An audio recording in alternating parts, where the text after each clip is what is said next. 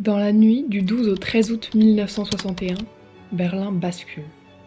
En quelques heures, des barbelés déchirent la ville, des familles sont séparées, des vies entières sont brisées. Le mur de Berlin vient de naître. À l'est, Manfred, violoniste, se retrouve piégé derrière la frontière, entre les mains de l'impitoyable régime russe. À l'ouest, sa fille Lydia n'a que 15 ans, seule, sans nouvelles, sans savoir si son père est encore en vie. Mais Manfred refuse d'abandonner. Lettres censurées, rendez-vous clandestin, passage secret, il tentera tout pour rejoindre sa fille. Jusqu'au jour où l'espoir tourne au cauchemar. Entre séparation, peur et résistance, découvrez l'histoire bouleversante d'un père et de sa fille, prêts à défier un mur pour se retrouver. De l'autre côté, une nouvelle inspirée d'une tragédie bien réelle.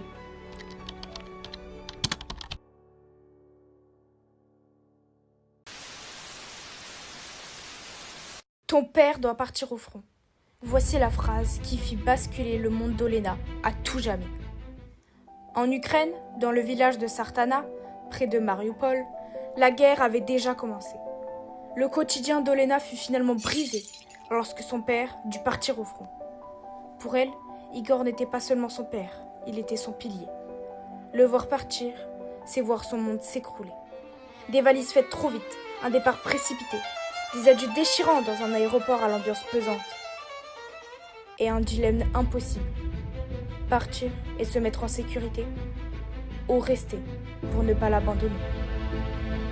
Venez suivre l'histoire déchirante de la nouvelle Tato, qui mêle attachement filial et chaos de la guerre.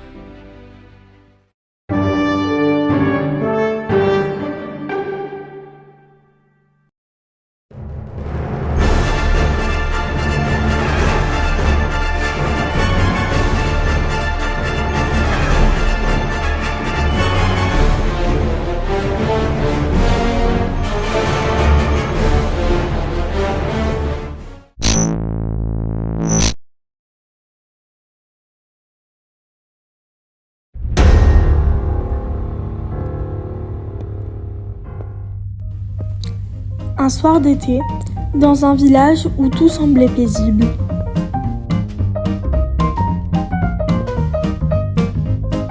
Claire, mère de 2 enfants, profitait simplement de la fête avec Julie et Léo. Mais en quelques secondes, tout a basculé. Julie a disparu. Un homme affirme l'avoir vue partir vers la forêt. Alors tout le monde la cherche, sans savoir qu'il ment. Les heures passent et l'espoir diminue, jusqu'à une découverte inattendue. Femme, vie, liberté. Ça a été leur devise pour sauver leur vie, leur devise pour Masha Amini. Dans cette histoire, Jasmine et Mélissa portent leur voix à travers Kaboul, la Mosquée Bleue, Paris. Elles défendent la cause de ces femmes opprimées aux 4 coins du monde, dans un seul but, les sauver et mettre en lumière leurs souffrances. Elles portent en elles l'histoire de tant de femmes et beaucoup de leurs valeurs, le féminisme, la liberté de la presse, la lutte contre la violence faite aux femmes. Cette histoire s'appelle « Le cri des condamnés ».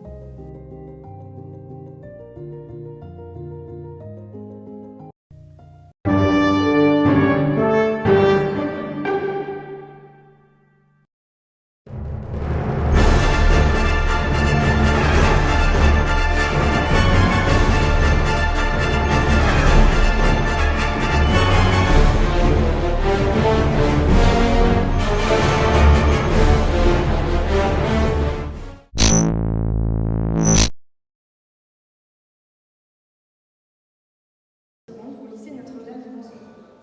Aujourd'hui, je vais vous parler de ma nouvelle, Le cri des condamnés.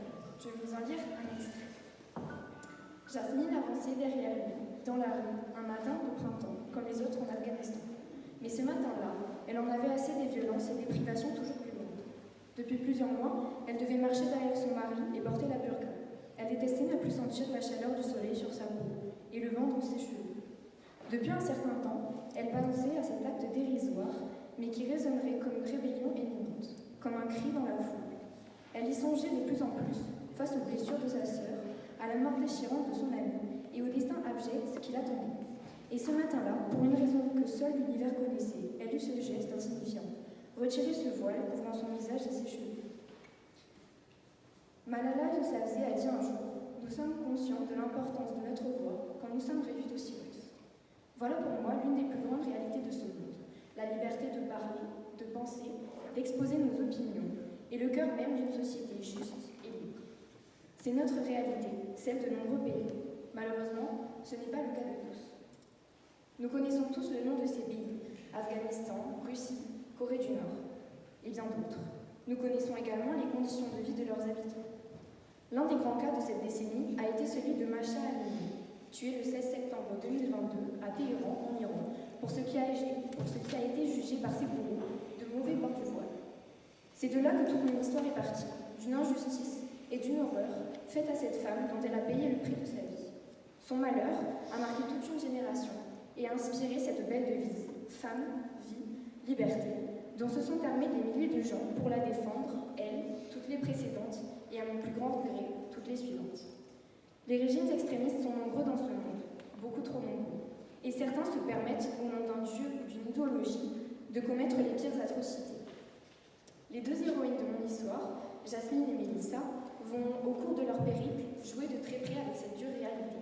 Chacune à sa façon, elles déjouent les interdits et font preuve de beaucoup d'imagination pour aider au mieux toutes les femmes victimes de ce monde imparfait, dans lequel elles sont trop souvent laissées de côté. À travers Kaboul, la mosquée bleue et Paris, elles vont laisser une marque indélébile d'elles, un souffle d'espoir pour beaucoup, une malédiction sûrement pour ceux qui le méritent. Elles prendront des risques qui dévoileront peut-être enfin le cri des condamnés. Dans cette nouvelle, je tenais à parler d'actualité, d'injustice, de combats importants pour l'avenir. Car personne ne devrait perdre la vie pour ne pas avoir appliqué des règles contre les femmes, contre la vie, contre la liberté. Alors j'espère que cette nouvelle reflète l'espoir que je porte pour l'avenir et pour un monde meilleur. Merci à tous.